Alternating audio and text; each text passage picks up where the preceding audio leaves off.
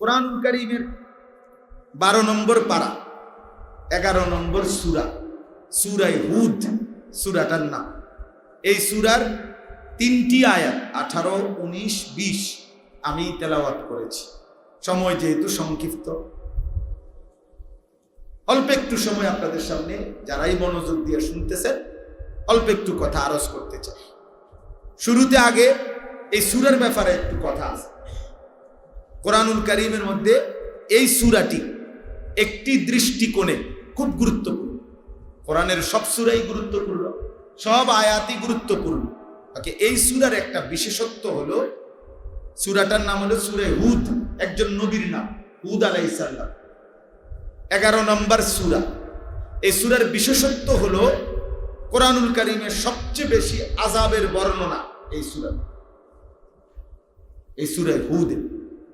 আল্লাহ তাআলা এই পৃথিবীতে পূর্ববর্তী নবীর উম্মতকে, একাধিক জাতি এমন ছিল যারা আল্লাহর নাফরমানিতে সীমা লঙ্ঘন করার কারণে পুরা জাতি আল্লাহ একসাথে ধ্বংস করে দিছে, একেবারে পুরা জাতি শেষ করে দিছে। এরকম জাতি আছে পৃথিবীর ইতিহাসে, আল্লাহ তাআলা যাদেরকে একেবারে শেষ করে দিছে। ছোট বড়, দুধের বাচ্চা, কোলের বাচ্চা, পেটের বাচ্চা, নারী পুরুষ, জওয়ান বুড়া, যেদিন ধ্বংস করছে আর একটা লোকও বাঁচছে না, ঈদে নাই, কিচ্ছু নাই, সমান করে ফেলছে। ফাসবাহু লা ইউরা ইল্লা মাসাকিনুহুম ফাসবাহু ফি দারিহিম জাসিমিন ফাসবাহু ফি দিয়ারিহিম জাসিমিন। এইভাবে ধ্বংস করছে যে আর একটা লোক বাইচা ছিল না।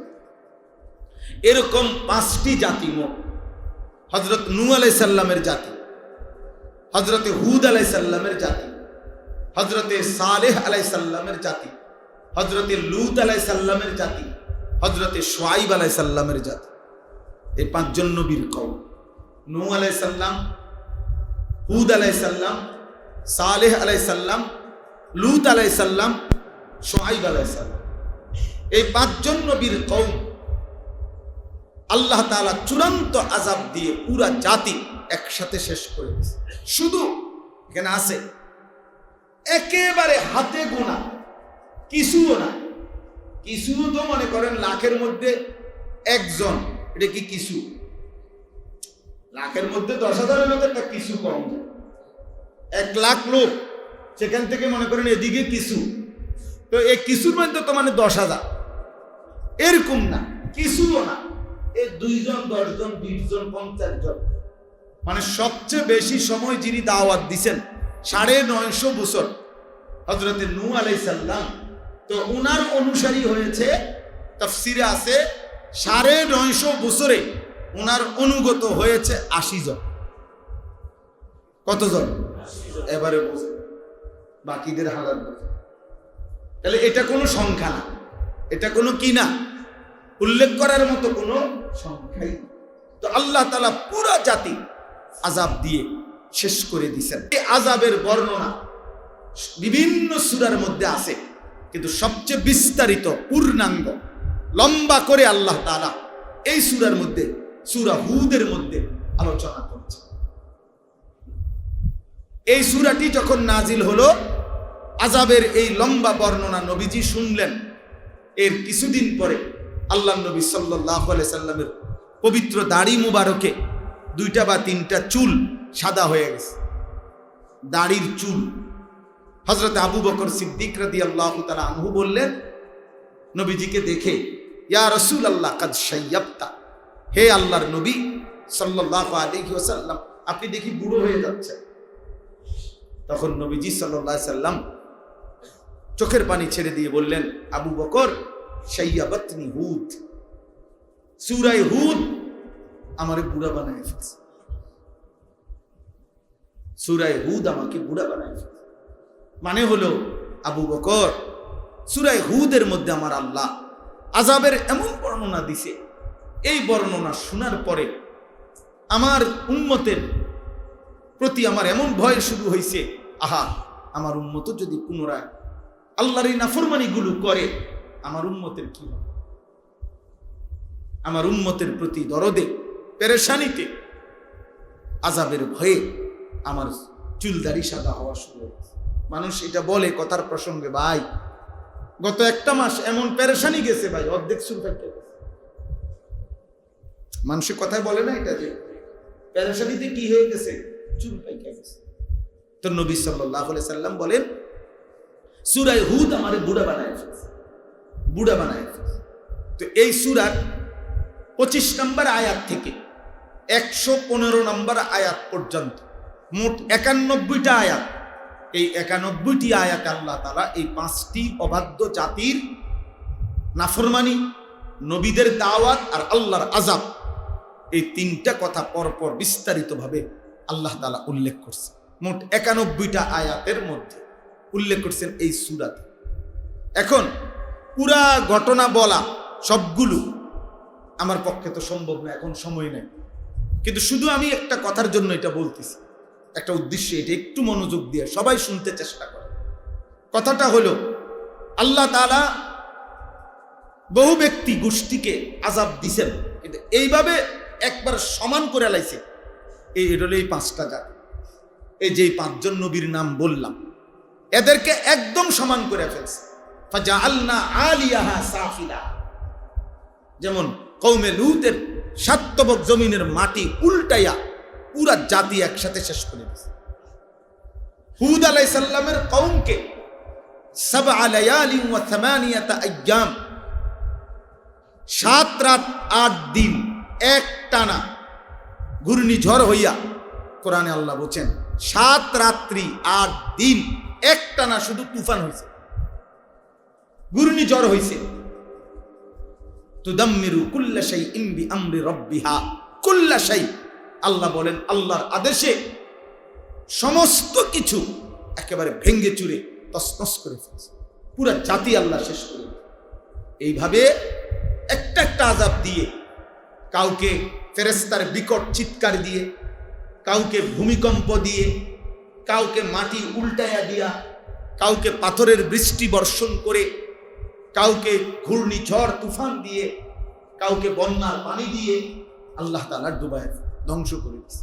এখন 91টা আয়াতে ধারাবাহিক এই বর্ণনা দেওয়ার পর 116 এবং 117 এই 2টা আয়াতে আল্লাহ তাআলা একটা খোলাসা, সারাংশ বলছে, একটা খোলাসা কথা বলছে আর কি। এইটাই আমার এই আয়োজনের সাথে সম্পৃক্ততা, এটা বলার জন্য আল্লাহ তাআলা বলছেন, বন্ধু নবীজিকে শুনাইতেছেন যে দোস্ত, এই যে ধারাবাহিক আমি 5টি অবাধ্য নাফরমান জাতিকে ধ্বংস করে দিছি, এই যে বর্ণনা আপনারে শুনাইলাম, এখন প্রশ্ন হলো যে বন্ধু, কখন কোন পর্যায়ে আসছে সীমা লঙ্ঘনটা, পাপটা আমি তাদেরকে এভাবে ধ্বংস করে দিলাম, এটা কোন প্রেক্ষাপটে আইসা, কোন পর্যায়ে আইসা? কথা বুঝেন নাই? পাপের যখন সীমা লঙ্ঘন করছে তখন আমি তাদেরকে ধ্বংস করে দিছি। এখন প্রশ্ন হলো, সীমা লঙ্ঘন হয় কখন? কতবার মিছা কথা কইলে সীমা লঙ্ঘন? কত টাকা সুদ খাইলে সীমা লঙ্ঘন? 40 বছর ধরে একটা লোক আজকে সুদ খায়, এখনো সীমা লঙ্ঘন হয়েছে না? সীমা লঙ্ঘনের আর বাকি রয়েছে কি? আজকে 30 বছর ধরে কথায় কথায় গালিগালাজ করে, এবারটা অন্য সীমা লঙ্ঘন করে নাই, সীমা লঙ্ঘনের আর বাকি কত?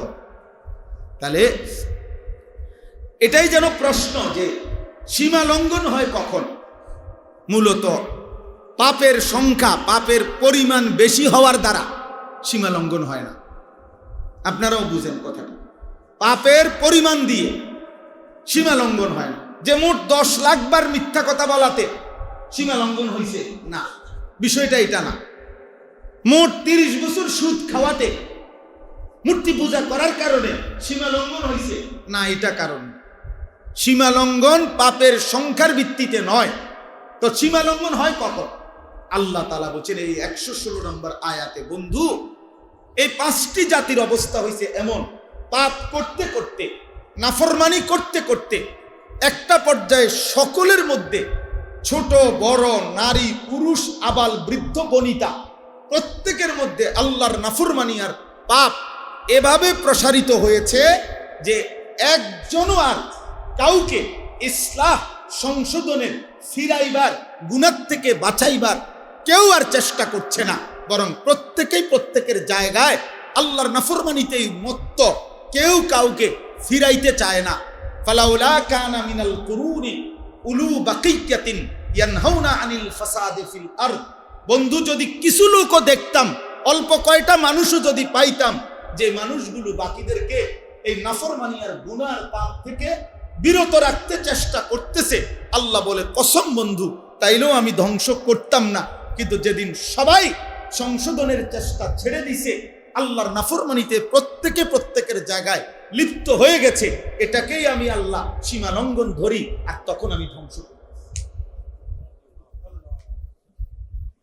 এই কথাইটা আমি আমার শ্রদ্ধেয় উলামায়ে কেরামকেও অনুরোধ করতে চাই। আমি বললাম তো লম্বা ওয়াজ করা সম্ভব না, কিন্তু এই কথাইটা জরুরি। ফালাউলা কানা মিনাল কুরুনি, এই প্রত্যেক জাতির মধ্যে যদি থাকতো উলু বাকিয়াতিন, অল্প কয়টা লোক যদি ইয়ানহাউনা আনিল ফাসাদ, এরা যদি কমপক্ষে দেখতাম ফিরাইতেছে, এই গুনার পাপ থেকে ফিরাইতেছে, তাহলেও আমি ধ্বংস করতাম না। কিন্তু মা এটা কি, বাপেও মাতে না, ফুতেও মাতে না, মায়েও মাতে না, জিও মাতে না, বড় ভাইও কিছু কয় না, দাদাও কয় না, নানাও কয় না, সমাজের শাসকও বলে না, জনগণও বলে না, অভিভাবকও বলে না, অধীনস্থ বলে না। আহা, এটা কি ঘর, এটা কি ব্যাপার? 365 দিনে আমি প্রতিদিন চিল্লাই, 365 দিনে খোদার 1 বছর বাপ মা জীবিত, অথচ 16 বছরের নাফরমান ছেলেটা মেয়েটা একদিনও ফজরের নামাজ পড়ে না, একদিনও পড়ে নাই। খোদার 365 দিনে এত বড় নিকৃষ্ট জানোয়ার ঘুমাই যেই ঘরে, ওই ঘরের বাপ মা বাইচা আছে কোন হিসাবে?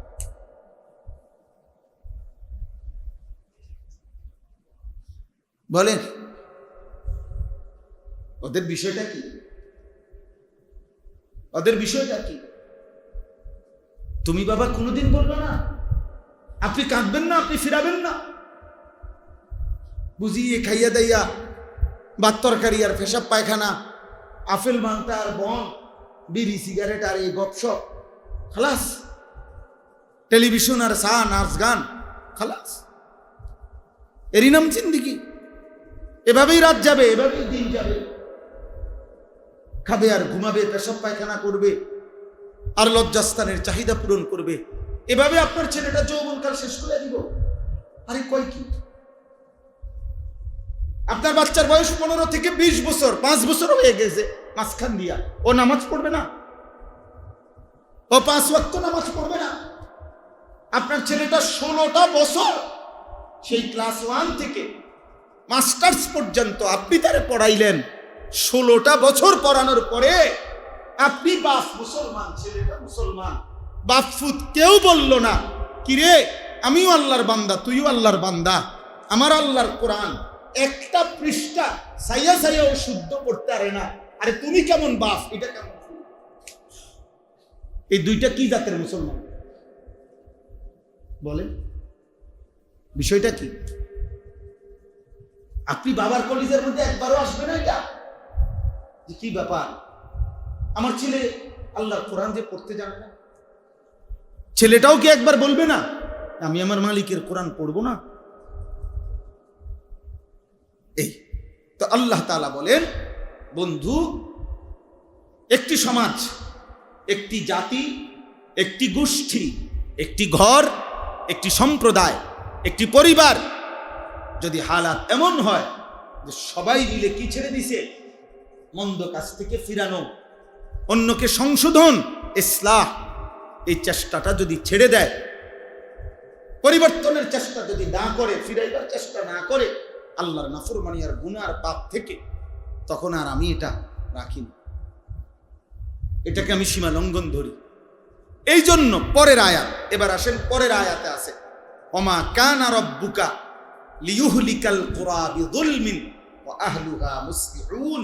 এই আল্লাহ তাআলা বলছে, বন্ধু, অতএব আপনাকে কিয়ামত পর্যন্ত আপনার উম্মতের বেলায় আমি আল্লাহ ফয়সালা শুনাইলাম, আপনার উম্মতেও গুনাহ যত পরিমাণে হোক, কিন্তু যদি ওয়াহুম মুসলিহুন, যদি তারা নিজেদের মধ্যে, তাফসিরে মাআরিফুল কোরআনে আছে স্পষ্ট, মুফতি শফি রহমতুল্লাহ লিখছে, যদি সংশোধনের ধারা চালু থাকে, মুসলিহুন ইসলাহ ইসলাহ, যদি সংশোধনের ধারা চালু থাকে, পাপের পরিমাণ যতই হোক আমি পুরা জাতি একসাথে আযাব দিয়ে ধ্বংস করব।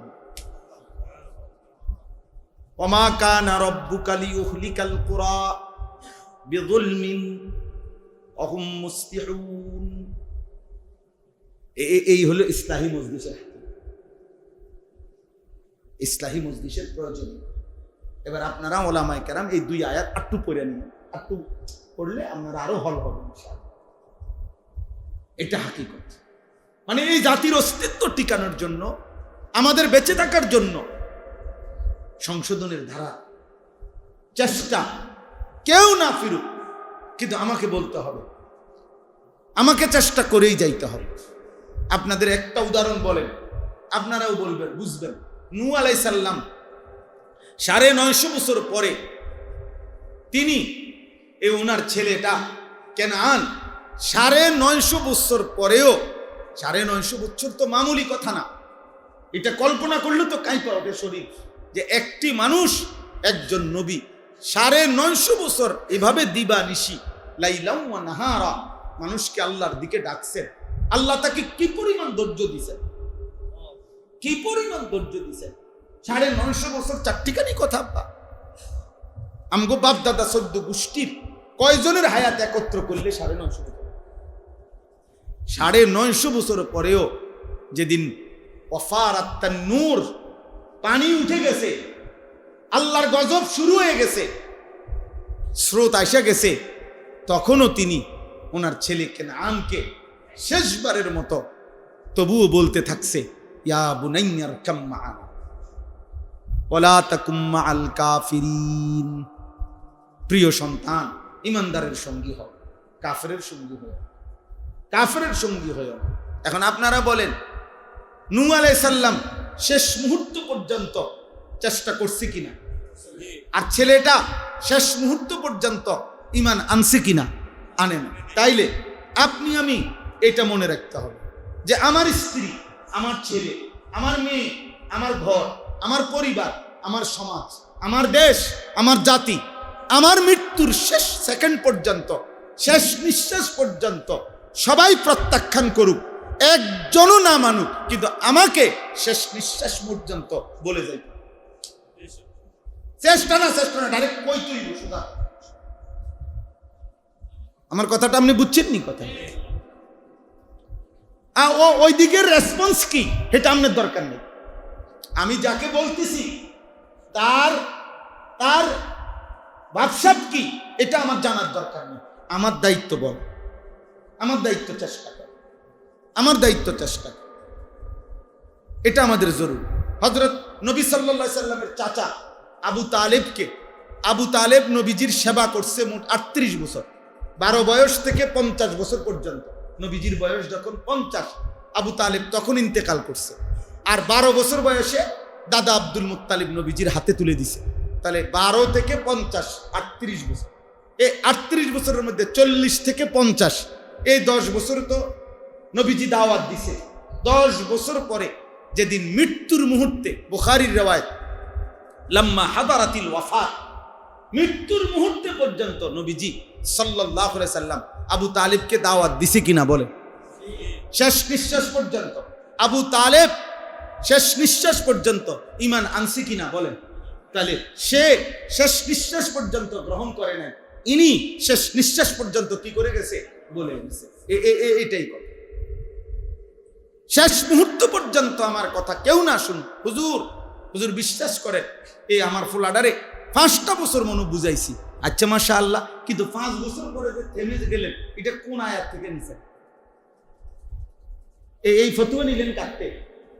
হুজুর মনে 50,000 বার বুঝাইছি, আচ্ছা মাশাআল্লাহ, 50,000-এর পরে আর বলতে হয় না, 50,000-এর পরে আপনি থেমে যাবেন, এই অনুমতি নিলেন কাটতে? বুঝেন নাই কথাটা? এই অনুমতি আছে কিনা? তো আপনি থামলেন কেন? আপনি থামলেন কেন? অতএব খোলাসা কথা হলো, আমর বিল মারুফ নাহি আনিল মুনকার, নেক কাজের আদেশ, গুনার কাছ থেকে নিষেধ। এই মেহনতের উপরে, এই ফিকিরের উপরে উম্মতের বাকা, এই পৃথিবীর বাকা, মানে পৃথিবীর টিকে থাকা, আমাদের টিকে থাকা, আমাদের অস্তিত্ব। এই জন্যই নবীজি বলছে, ওয়াল্লাযী নাফসি বিয়াদিহি লাতা'মুরুন্না বিল মা'রুফ ওয়া লাতানহুন্না আনিল মুনকার আও লায়ুশিকান্নাল্লাহু, অথবা আল্লাহর কসম নবী বলেন, ওই সত্তার কসম যার হাতে আমার জান, তোমরা অবশ্যই নেক কাজের আদেশ করবে, গুনার কাছ থেকে নিষেধ করবে, অথবা আমি ভয় করছি আইয়া উম্মাকুম আযাবান, তোমাদের সকলকে আল্লাহর আযাব অচিরেই ঘিরে ধরবে। অতঃপর তোমরা সুম্মা তাদউনাহু ফালা ইস্তাজিবু লাকুম, তোমরা দোয়া করবে, আল্লাহর কাছ থেকে পানাহ চাইবে আযাবের থেকে, কিন্তু আল্লাহ কারো দোয়া কবুল করবে না। এজন্য ইসলাহি মাহফিল, মানুষের সংশোধনের চেষ্টা, এটা দরকার কিনা বলেন? বলেন না দরকার কিনা বলেন? তো আলহামদুলিল্লাহ, আপনাদের ইউনিয়নের ওলামায়ে কেরাম আহলে সুন্নাত ওয়াল জামাতের ব্যানার ধরে আপনাদের ইসলাহের জন্য, সংশোধনের জন্য মসজিদে মসজিদে আল্লাহর কথা বলার এই একটু একটু যে চেষ্টা করতেছে, এই চেষ্টা, এটার সাথে আমাদের সম্পৃক্ত থাকা, অংশগ্রহণ করা। আমরাও প্রত্যেকের জায়গায় যার যেটুকু অধীনস্থ আছি, আরে ভাই, কেউ একজন বলবে, কেউ 1 লক্ষকে বলবে, কেউ 10 জনকে বলবে, কেউ 10,000কে বলবে।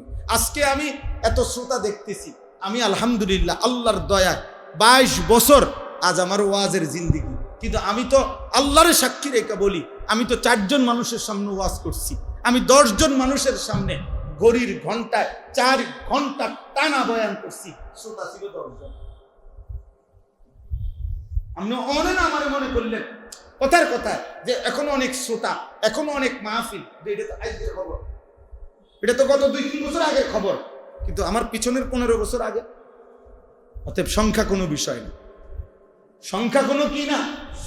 যে নদীতে জোয়ার আসে ওই নদীতেই ভাটা আসে, জোয়ার ভাটা একই নদীতে আসে।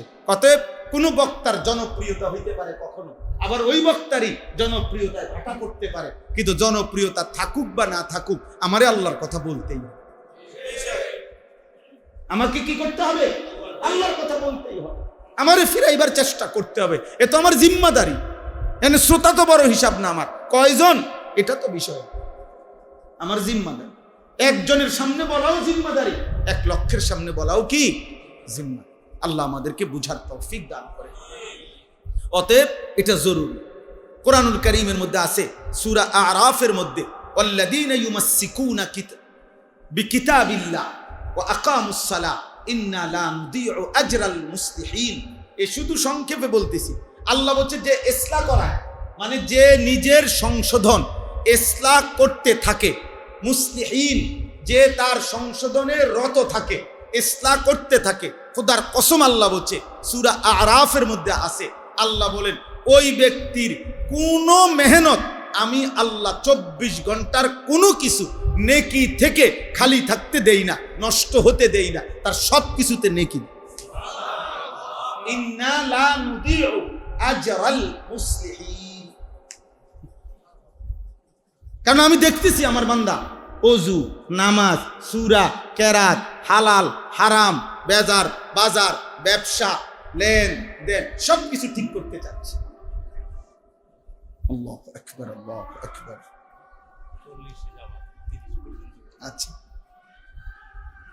একটু আমরা শেষ করে দিচ্ছি, আজান শেষ হবে। আল্লাহু আকবার।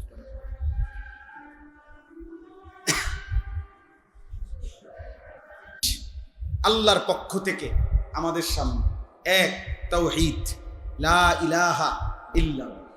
2 মুহাম্মদ সাল্লাল্লাহু আলাইহি সাল্লাম, তার জিন্দেগি। 3 কোরআন। ঠিক আছে না? এই আল্লাহ তাআলা বলছে এই 3 জিনিসের যেই কোনো একটি জিনিসকে অস্বীকার করা, অবজ্ঞা করা, তুচ্ছ তাচ্ছিল্য করা, সে যেন আমি আল্লাহর উপরেই মিথ্যা অপবাদ দিচ্ছি। তাওহীদকে প্রত্যাখ্যান করা, সে যেন বলতেছে আল্লাহ, আল্লাহকেই অপবাদ দিচ্ছে। নবী সাল্লাল্লাহু আলাইহি সাল্লামের 23 বছরের জিন্দেগির 1 সেকেন্ডকে প্রত্যাখ্যান করা, সে যেন আমি আল্লাহকেই বলতেছে আপনি সঠিক বিষয়টা আপনার নবীর মাধ্যমে দিতে পারেন নাই। আর কোরআনুল কারীমের 1 জাররা, একটি অক্ষরকেও অবজ্ঞা করা, নিজের জীবন থেকে সরিয়ে ফেলা, এটাও যেন আল্লাহকেই বলা হচ্ছে যে আপনি সঠিক সিদ্ধান্ত আপনার কিতাবে দিতে পারেন। এই জন্য আল্লাহ বলেন, ওমান আজলামু মিম্মান ইফতারা আলাল্লাহি কাযিবান, তার চাইতে বড় জালেম আর কেউ হতে পারে যে আল্লাহর উপরে মিথ্যা অপবাদ আরোপ করে। এই মিথ্যা অপবাদ আরোপ করে তিন জিনিসে: এক, তাওহীদের মধ্যে; দুই, রিসালাতের মধ্যে; তিন, কিতাবের মধ্যে। বুঝেন নাই? লা ইলাহা ইল্লাল্লাহর মধ্যে গায়রুল্লাহর দিকে গেলে সে আল্লাহর উপরে কি দিল? অপবাদ দিল। রাসূলুল্লাহ সাল্লাল্লাহু আলাইহি সাল্লামের জিন্দেগি বাদ দিয়ে চলা ফেরা, হাসি কান্না, আনন্দ বেদনা, চুল, চেহারা, লেবাস, পোশাক, আচরণ, উচ্চারণ, কোনো কিছুতে নবী সাল্লাল্লাহু আলাইহি সাল্লামের যাররা পরিমাণ সুন্নতের খেলাফ কিছু করা আল্লাহর উপরে অপবাদ দিল। কোরআনুল কারীমের কোনো কথাকে সামান্যতম অযৌক্তিক, অবাস্তব, অপ্রাসঙ্গিক মনে করা আল্লাহর উপরে অপবাদ দেওয়া। উলাইকা ইউরাদুনা আলা রাব্বিহিম, আল্লাহ বলেন ওই জালেম, ওই নাফরমানদেরকে কিয়ামতের দিন আমি আল্লাহর সামনে পেশ করাবো।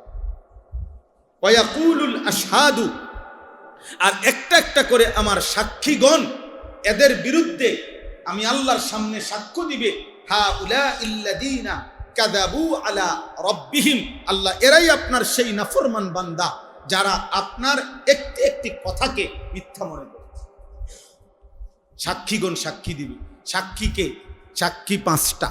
এক কথায় বলি, এক নাম্বার ডান কাঁধে বাম কাঁধের ফেরেশতা, উনি জবান দিয়া বলবে ওনারা, এটা এক সাক্ষী। দুই, আমল নামা, এই লিখিত যেই কফি ফেরেশতারা লেখে, এইটা একটা।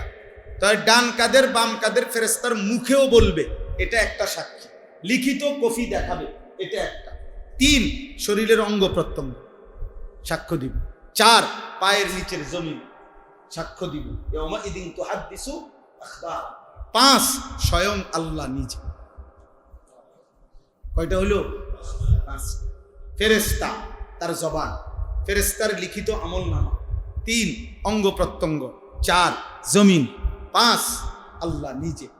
এবার আল্লাহ বলবেন, আইনাল মাফা, বলো বান্দা, জবাব দাও, শোনো। ফেরেশতা কি বলে? দেখো কি লেখা আছে তোমার নামে, শোনো তোমার অঙ্গ প্রত্যঙ্গ কি বলে, দেখো পায়ের নিচের জমিন কি বলে। আমি আল্লাহ তো বলতেছি শোনো, আমি সামি', আমি বসির, আমি খবীর, আমি আলিম, আমি তো সব জানি, সব দেখছি, সব খবর রাখছি। আল্লাহ তাআলা বলেন, এই সমস্ত সাক্ষ্য প্রমাণে যখন অপরাধ প্রমাণিত হবে, এবার আল্লাহ বলেন, আলা লানাতুল্লাহি আলাজ জালিমিন, জালেম নাফরমান তোর উপরে আল্লাহর লানত, লানত, লানত। হারামখোর তোর উপরে আল্লাহর লানত। তোরে আমি কি না দিছিলাম, তুই আমারে বাদ দিয়ে কেন হারাম খাই, গুনাহ করলি কেন? লানত তোর। আমি তোর সাথে কি করছিলাম যে কারণে 365 দিনে আমার সেজদা দিতে পারলাম না, 24 ঘন্টায় আমার একটা সেজদা দিতে পারলাম না? আমি কি করছিলাম? লানত তোর উপর। আল্লাযীনা ইয়াসুদ্দুনা আন সাবিলিল্লাহ, আল্লাহ তাআলা বলেন এই জালেমদের উপরে এই কারণে লানত, এরা নিজেরাও আমার পথে চলে নাই। আমার বহু বান্দা আমার পথে চলতে চাইছে, এরা গুনাহ পাপের কারণে ওই বান্দাদেরকেও আমি আল্লাহর পথে চলতে বাধা দিছি। লগের জন হয়তো কইছিল চল নামাজ পড়ি, না, আরে বাপরে, কিতারে নতুন না লাগে, নতুন বুজুর্গ হয়েছে, একটা কইয়া হেরে কি করে দিছে। আরে রাহেনো হুজুররাই তো ফেস লাগাই রাখছে বউ। এই বুঝেন নি কথাটা? তো নামনে হুজুররার সব কথা ধরে চলন যাইত না। এই শয়তান ইবলিস এইটা অসংখ্য মানুষকে এ কথা বলে আল্লাহর পথ থেকে কি করে দিছে।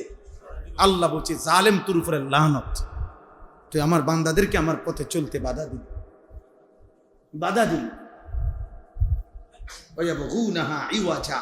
এবং আমার দ্বীনের মধ্যে প্রতিনিয়ত দোষ ত্রুটি বক্রতা তালাশ করছে।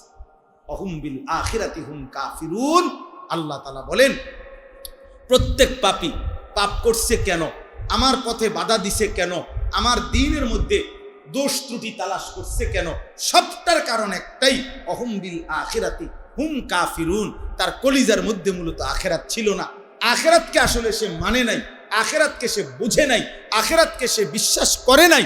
এই জন্যই মিথ্যা, চুরি, ডাকাতি, জিনা, ব্যভিচার, মদ, জুয়া, কুফর, শিরিক সমস্ত হারাম নাফরমানি করছে। নাউযুবিল্লাহ। উলাইকা লাম ইয়াকুনু মুজিজিনা ফিল আরদ ওমা কানা লাহুম মিন দুনিল্লাহি মিন আউলিয়া। আল্লাহ বলেন, যাই করছো নাফরমান, দুনিয়াতেও তুমি আমি আল্লাহকে তো আমার কোনো কিছুর মধ্যে অক্ষম করতে পারো নাই। যে যত নাফরমানি করছো, আমার সূর্য, আমার চন্দ্র, আমার পৃথিবী, আমার কায়নাত, কোনো কিছু পরিচালনা করতে তুমি তো আমাকে বাধা দিতে পারো নাই, কিছুই করতে পারো নাই। এটাও যেমন সত্য, আজ এই হাসরের ময়দানে আমি ছাড়া তোমার আপন কেউ নাই, এটাও সত্য। ওমা কানা লাহুম মিন দুনিল্লাহি মিন আউলিয়া, আজ আর কেউ নাই। ইউদাআফু লাহুমুল আযাব। অতএব আজকে নাফরমান, এক হলো নিজের পাপ, এক হলো অন্যদেরকে নেক কাজ করতে বাধা প্রদান। এই উভয় পাপের কারণে তোমাকে ডবল ডবল, দ্বিগুণ দ্বিগুণ শাস্তি দেওয়া হবে। মা কানু ইস্তাতিউনা সামআ ওয়া মা কানু ইউবসিরুন।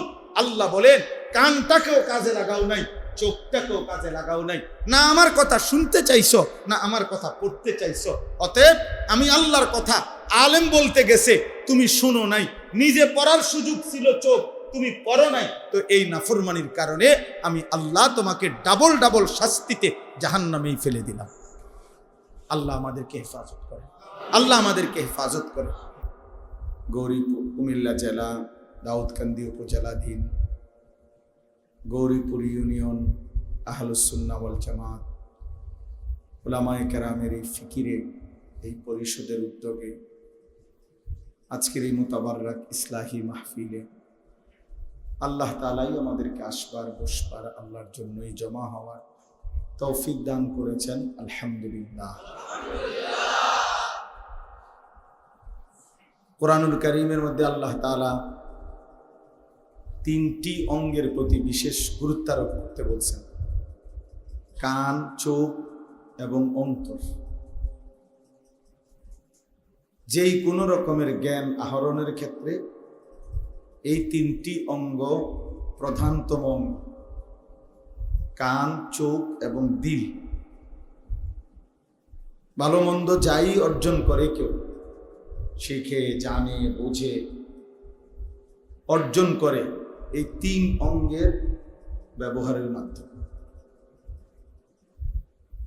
আর এই তিন অঙ্গের কথা কোরআনুল কারীমে আল্লাহ তাআলা আলাদাভাবে অনেকবার উল্লেখ করছে। কুল হুয়াল্লাযী আনশাআকুম ওয়া জাআলা লাকুমুস সামআ ওয়াল আবসারা ওয়াল আফইদা। হে নবী, আপনি বলেন, আল্লাহই তোমাদেরকে সৃষ্টি করেছেন এবং তিনিই তোমাদের কান, চোখ এবং অন্তর তিনিই বানিয়েছেন।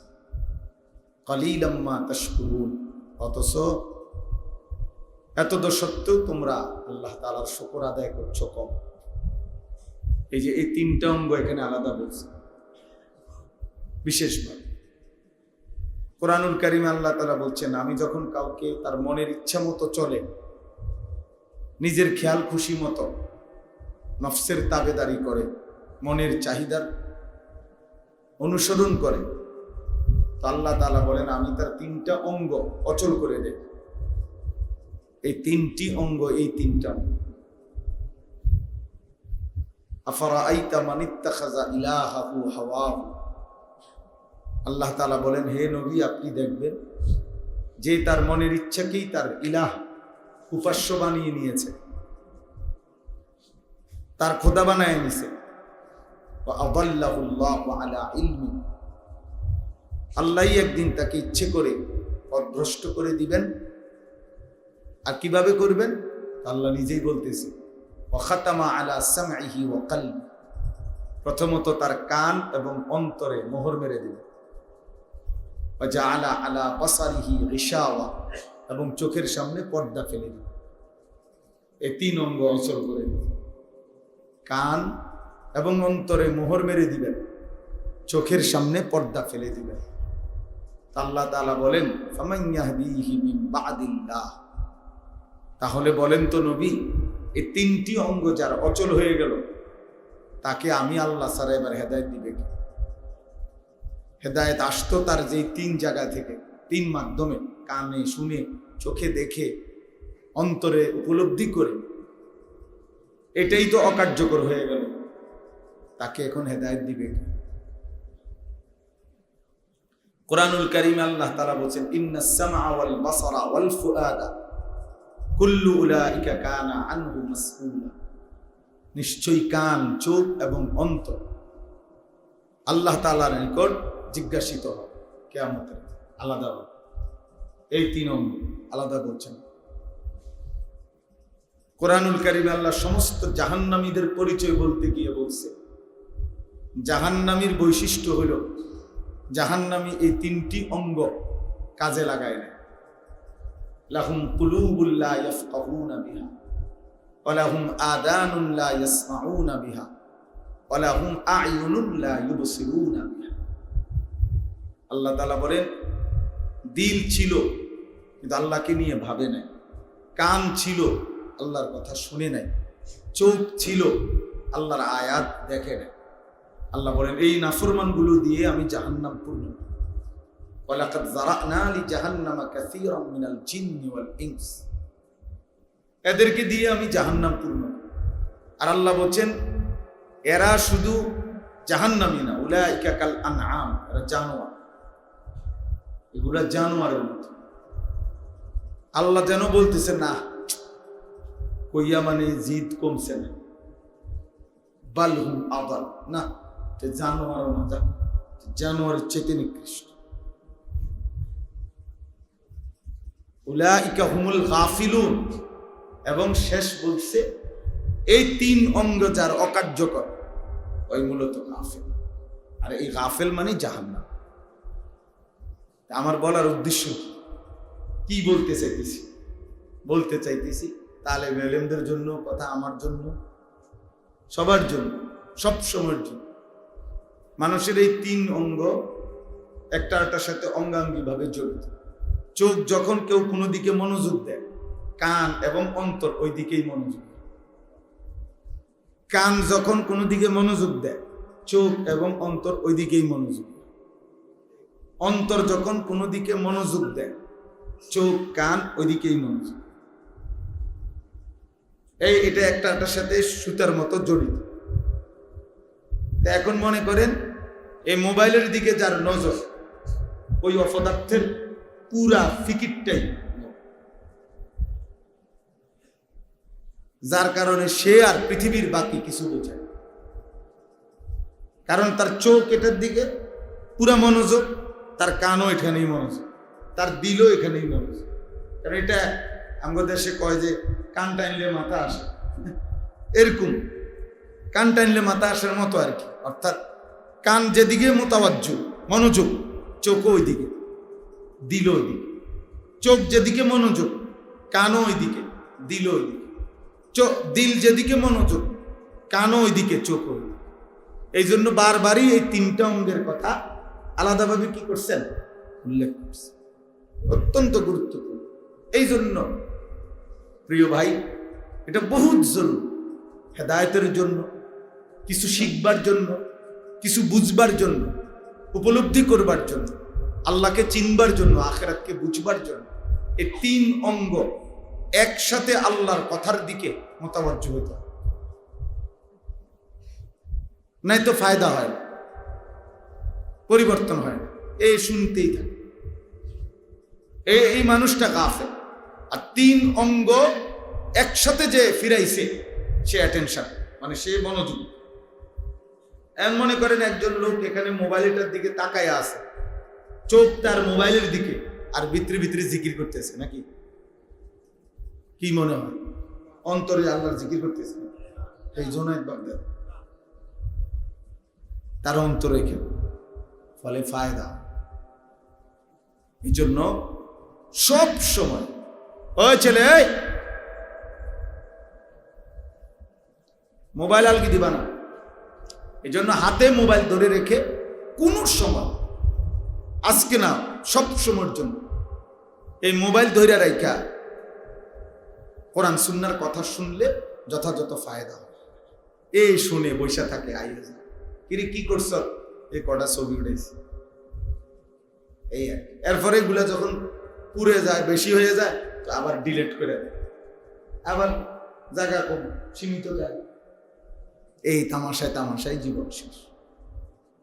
এই জন্য মোবাইলের আসক্ত বর্তমান পৃথিবীতে সবচেয়ে বেশি মন্দ আসক্ত ব্যক্তি হলো মোবাইলে আসক্ত। সে যেই হোক, হুজুর হোক আর পাবলিক, পাঞ্জাবিওয়ালা হোক আর পাঞ্জাবি ছাড়া, কোনো যুক্তি দেখায় লাভ নেই।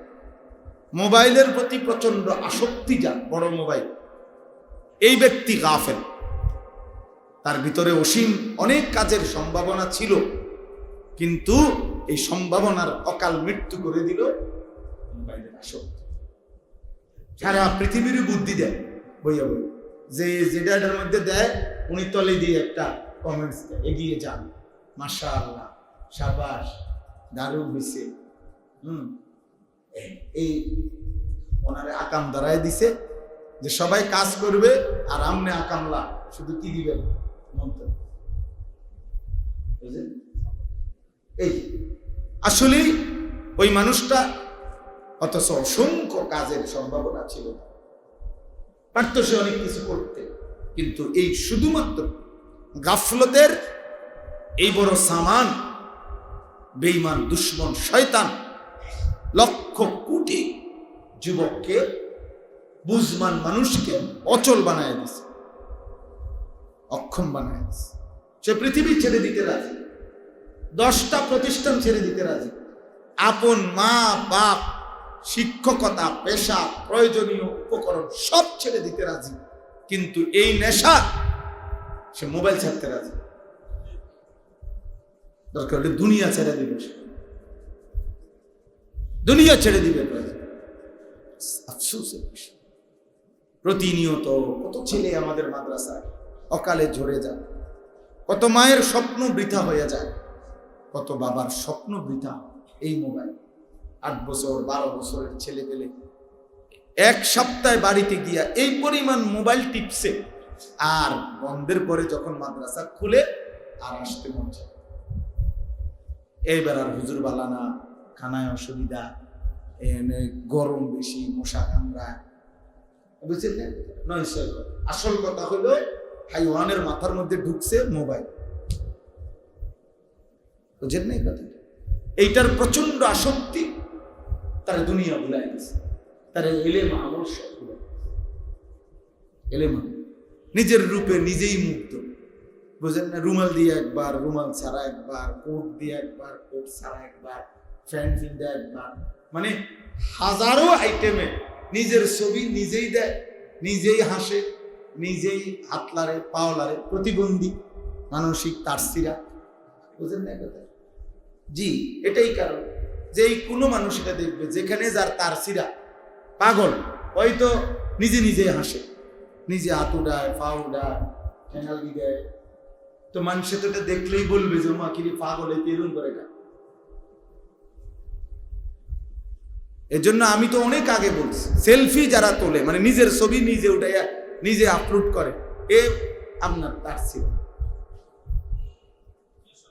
হ্যাঁ, এটাই অপ্রতিবন্ধী, মানসিক ভারসাম্য, নিজের রূপে নিজেই মুগ্ধ। বুঝলেন? নিজের রূপে নিজেই। কোরআনুল কারীমে আল্লাহ তাআলা বলছেন, ফালা তুযাক্কু আনফুসাকুম ওয়া আ'লামু বিমান ইত্তাকা। নিজের সাফাই, নিজের পবিত্রতা, নিজের সৌন্দর্য নিজেই বলো না, আল্লাহই সবচেয়ে ভালো জানেন কে কতটা মুত্তাকি।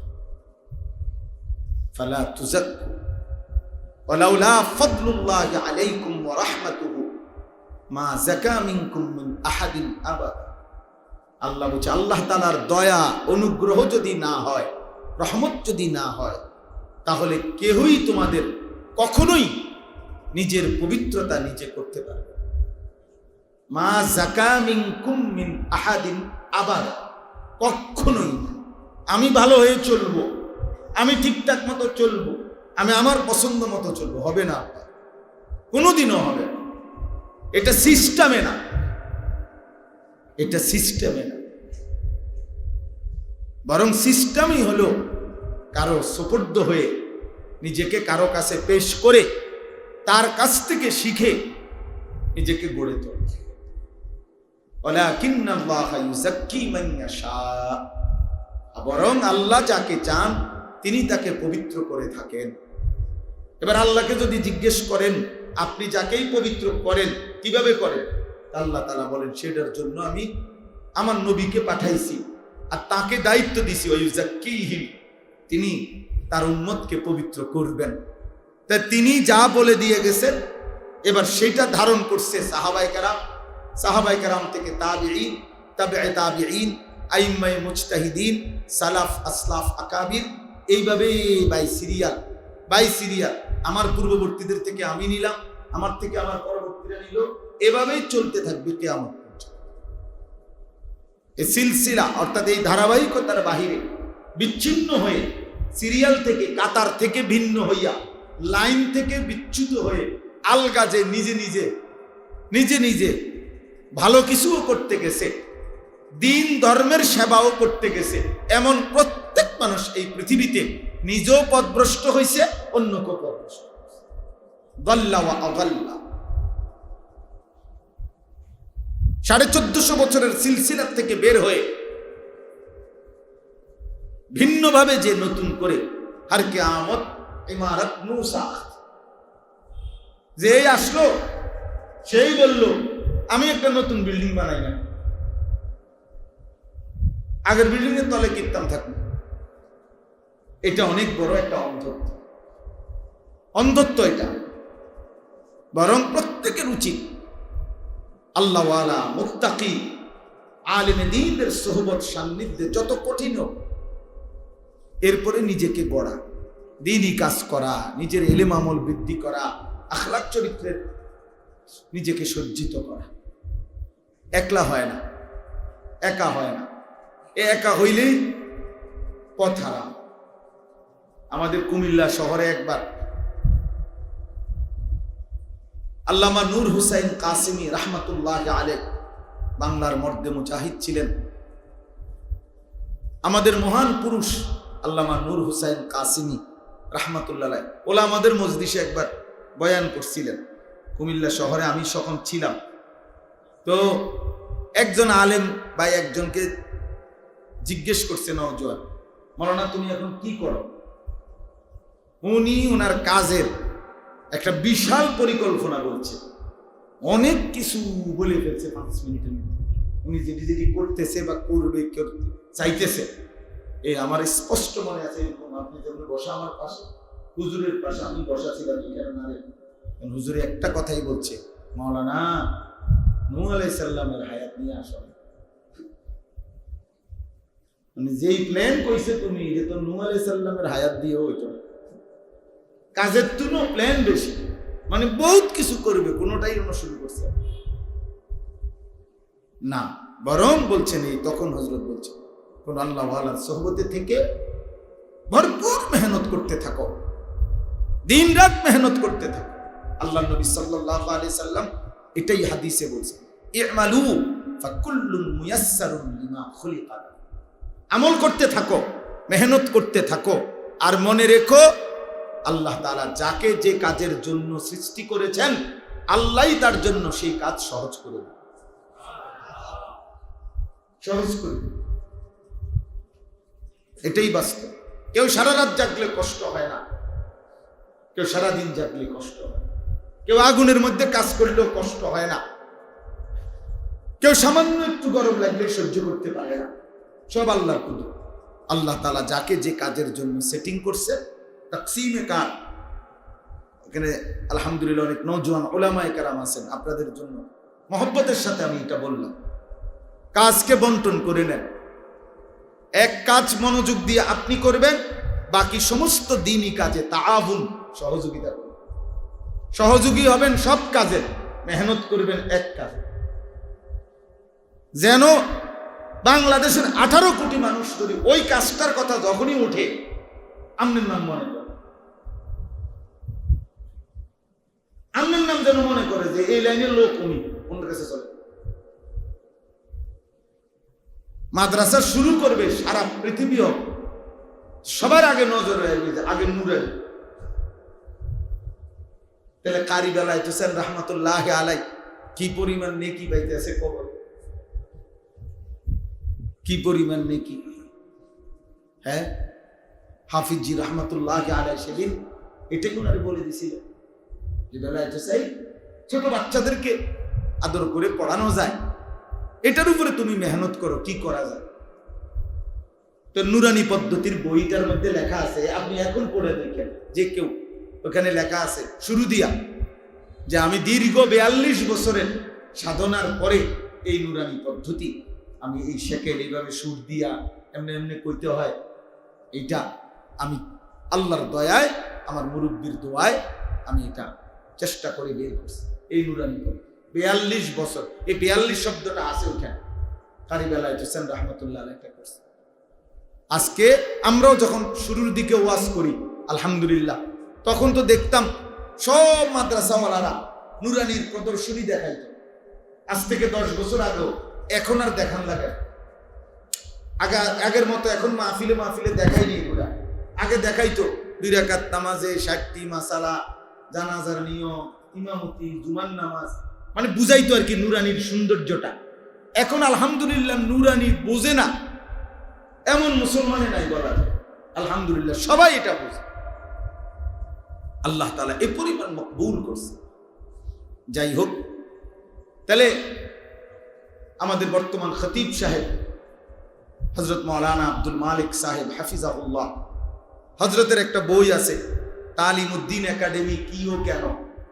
ওনার একটা মেহনত আছে সারা বাংলাদেশে জেনারেল শিক্ষিত বয়স্ক স্কুল কলেজ ইউনিভার্সিটির মানুষের জন্য দিন শিক্ষা, এটার নাম তালিমউদ্দিন একাডেমি। ওইটার বইটার মধ্যে এটা আছে। হযরত এটা বলছে, এক গির মহকাম গির, একটি ধরুন মজবুত ভাবে ধরুন, একটি ধরুন মজবুত ভাবে ধরুন। আল্লাহ তাআলা হযরত উলামায়ে কেরাম যারা আছেন আপনাদের প্রত্যেককে আল্লাহ তাআলা তৌফিক দান করেন। আমার এই কথা আবারও বলছি, মনে রাখবেন, একটি মজবুত ভাবে করবেন, বাকিগুলোর তাআউন করুন।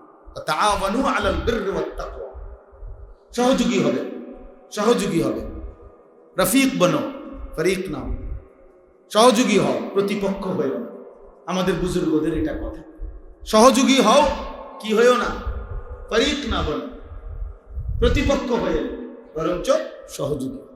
আল্লাহ তাআলা তৌফিক দান করেন। জি, আলহামদুলিল্লাহি রাব্বিল আলামিন।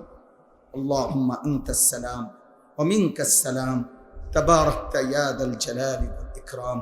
মওলাই করিম, আপনি মাফ করে দেন, আপনি মাফ করে দেন, আপনি মাফ করে দেন, আপনি মাফ করে দেন, আপনি মাফ করে দেন, আপনি মাফ করে দেন। পেছনটা ভুল হয়েছে মাওলা, আগামী জীবন সুন্দর করে দেন, আগামী জীবন সুন্দর করে দেন। ঈমান আমল দান করেন, ইজ্জত আফিয়ত দান করেন, তাকওয়া তহারত দান করেন, হিম্মত ইস্তেকামত দান করেন, ইখলাস দান করেন, কবরের ভয় দান করেন, জাহান্নামের ভয় দান করেন, হাসরের ভয় দান করেন, আখিরাতের ভয় দান করেন। এই করিম, মাফ করে দেন, ভুল করেছি মাওলা, ভুল হয়েছে মাওলা। আল্লাহ আপনি দয়া করে মাফ করে দেন। এটা আপনার ঘর মাওলা, এটা আপনার বিছানা মাওলা। আপনার ঘর থেকে নাফরমান বানায়া ঘর থেকে বাইর করে দিয়েন না, আপনি তাড়ায়া দিয়েন না, আপনি ফিরায়া দিয়েন না, ফিরায়া দিয়েন না। সেজদাওয়ালা কপাল বানিয়ে দেন, কাঁদনেওয়ালা চোখ বানিয়ে দেন, জিকিরওয়ালা জবান বানিয়ে দেন, মোহব্বতওয়ালা দিল বানিয়ে দেন, সুন্নতওয়ালা জীবন বানিয়ে দেন, তাকওয়ার জিন্দেগি গড়ে দেন। আল্লাহ সমস্ত কবরবাসীদেরকে মাফ করে দেন, আত্মীয় স্বজন বংশধর যারা কবরে মাফ করে দেন, কিয়ামত পর্যন্ত কবরের আযাব মাফ করে দেন, অসুস্থ বিমারি যারা শিফা করে দেন, প্রত্যেকের কামাই রুজিতে হালাল বরকত দান করেন, যার যত পেরেশানি আছে, অভাব আছে, ঋণ আছে, মুক্ত করে দেন, মুক্ত করে দেন, সারা দেশকে নিরাপদ করে দেন। আয় আল্লাহ, এই গৌরীপুর ইউনিয়ন আহলে সুন্নাত ওয়াল জামাত এই পরিষদ আপনি কবুল করেন। উলামায়ে কেরামের কলিজায় উম্মতের এই ফিকিরে বরকত দান করেন। ফালা আল্লাকা বাখিউন নাফসাকার মিজাজ দান করেন, মুতাওয়াসিলাল আহজানের মেজাজ দান করেন, দাইমাল ফিকরের মেজাজ দান করেন। আল্লাহ দিল ও জবানে বরকত দান করেন, কলিজায় উম্মতের ফিকির দান করেন। আমার এই শ্রদ্ধেয় উলামায়ে কেরামকে হায়াতে তয়্যিবা আফিয়া দান করেন। বাবা চাচাদেরকে আরো বেশি নেক আমলের তৌফিক দেন। কিশোর যুবক ছেলেগুলোকে নামাজি বানিয়ে দেন, এই মসজিদখানা কবুল করে নেন, কবুল করে নেন, কবুল করে নেন। ইমাম, খতিব, মুয়াজ্জিন, খাদেম, কমিটি, মুসল্লি, এলাকাবাসী সকলকে মাফ করে দেন, সকলকে কবুল করেন। আগামী দিনেও ধারাবাহিক এই ইসলাহি মজলিস আল্লাহ ধারাবাহিক করে আয়োজন করার তৌফিক দান করেন। আয় আল্লাহ, আপনি কবুল করেন। রব্বির হামহুমা কামা রব্বায়ানি সগীরা। সুবহান রব্বিকা রব্বিল ইজ্জাতি আম্মা ইয়াসিফুন ওয়া সালামুন আলাল মুরসালিন ওয়ালহামদুলিল্লাহি রাব্বিল আলামিন।